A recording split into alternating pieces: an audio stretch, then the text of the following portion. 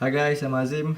Some of you have already asked me before to do a video review. I've been writing some movie reviews on my Instagram, but this time I decided to just talk in front of a camera. Let's see how it goes. Disclaimer, I can't pronounce R. Have fun with that. Man and The Wasp was directed by Peyton Reed. He directed the first Ant-Man movie and returns for the sequel. Did I enjoy it? Yes, I did. I had a wonderful time watching this movie. It was hilarious, very funny. I still think Thor Ragnarok is funnier than this movie, but it's still pretty funny. A little more funny than the first movie actually. It has a good story, I would say. A story for who? Story for Hank Pym and Hope Van Dyne. This is more of their story. This is more of something they have to do. This is not spoiler anyway, but they're trying to find someone who was stuck in the quantum realm, and this whole movie is about them trying to get her back. And Ant-Man is sort of forced to help them because he pretty much owes them after what he did. This movie takes place after Civil War and before Infinity War, so just to clear that up. So the biggest question coming into this movie, how is Evangeline Lilly as the Wasp? She's the standout character in this movie. Since the beginnings, from the first scene that she was in that suit, she pretty much owned that suit and she proved to everyone that she deserves to be one of the superheroes in the current MCU. Let's talk about the villain, Ghost. The easiest way to describe this character's power is she can walk through walls. It's like the basic thing she can do. Not just walls, anything, she can walk through anything. But yeah, this year we had two good villains, Killmonger, Thanos. But this one, it's a bit of a step back for Marvel. Over the past few years, one of the biggest issues with them were the villains. People often say that the villains weren't that strong, and earlier this year we thought that Marvel had changed that, but with this villain, they had potential to do it justice, but execution-wise wasn't that good. I mean, they're literally in the middle of the movie. We had to absorb so much of knowledge about her, and in such little time, and that did not do justice for that character of Ghost. We did not get the chance to sympathize that much with her. Another thing I have to say though, in the middle of the movie, when they were trying to explain the character of Ghost, they did it in a very, very heavy exposition kind of way. I mean, in such a short time, we had to absorb so much of information about her, and it was just her basically telling the story of what happened to her and telling what she wants to do, what her motives are, all in, I guess, 2 minutes. And she just basically tells Ant-Man and the Wasp everything about her and what she's gonna do. I mean, come on. Surely you can come up with a better way to tell that, right? I mean, that's the thing about exposition these days with these movies. I mean, everything just drops onto us. There are better ways to do it, guys. Come on.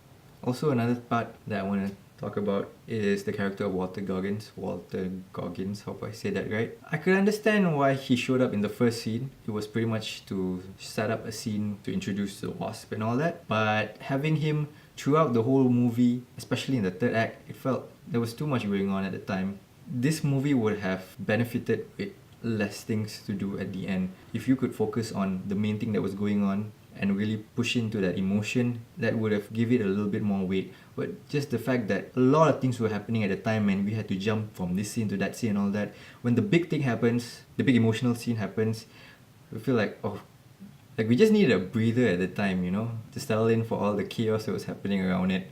Michael Pena returns with T.I. and the other guy, I can't remember his name, as this whole group of bandits who are friends with Scott Lang. They are still funny. They had less things to do in this movie, but they still stood out with the few scenes that they have. So what about Ant-Man? Scott Lang, played by Paul Rudd. This movie, he's still the same guy. He's still the same Ant-Man that we've seen for the past two movies, Ant-Man and Civil War. The relationship between him and his daughter, that's really beautiful. That's one of the things that I love about this movie. They really captured that thing between them, and I think that really gave this movie a lot of heart. The things that gave this movie a lot of heart were the relationships between characters, like the relationship between Scott Lang and his daughter, also the relationship between Hank Pym and Hope Van Dyne, and also a certain other character that they are looking for. Those relationships really are what made this movie for me, and all those other things, like those extra villains that were not needed, they could really do without them. Another character that I like is played by Randall Park, Agent Wu. I mean, he's part of the FBI agents who are in charge of, keeping Scott Lang in check, keeping him in his house arrest. His character is a little cartoonish though. I mean, some people might come into the movie and seeing the character and be so annoyed. Bit of an unbelievable character, but you won't believe that some guy would actually be that dumb. But he's funny. So guys, be sure to check the post-credit scene. There are two. One after the mid-credits, after like the big title and Man and The Wasp shows up on screen, and later we'll have a post-credit scene. That's one. And then there's another one at the very end. The very end credit scene is nothing much. I mean, you can stick around and watch it if you want to, but that nothing happens. But the first credit scene, which is after the mid credits, that's a very good one. I feel like this is one of the most memorable credit scenes. Some people have come out on Twitter and said that it's the best post credit scene in Marvel Cinematic Universe history. I don't know. It was alright. It played out into something that I anticipated, and it played out well. At this point, I'm just speculating, but certain elements of this movie might play out in the next Avengers movie, especially with the use of the quantum realm. There are certain things in this movie that they explore, and they find out what can happen in there, or what can be done, or what they can use it for. So when you look at the movie and the quantum realm, and you look at the first post-credit scene, it really gives you a hint of what Avengers 4 might be going into. Because you guys remember what happened at the end of Infinity War? Too soon? Okay. So yeah, Ant-Man and the Wasp, really funny, really full of heart. One thing though, in the grand scheme of the MCU, will this be memorable? Probably not. I don't think this movie will stand out with all the other good Marvel movies. So what's my score for Ant-Man? Out of 10? 6 out of 10. I think that's a good score for this movie. There's still that part of me that still wants to see that Edgar Wright version of Ant-Man. I mean, that guy worked on this movie for so long, and he never got to make it in the end. Peyton Reed came in last minute to take it from him, but you know what? We got 2 pretty good Ant-Man movies already.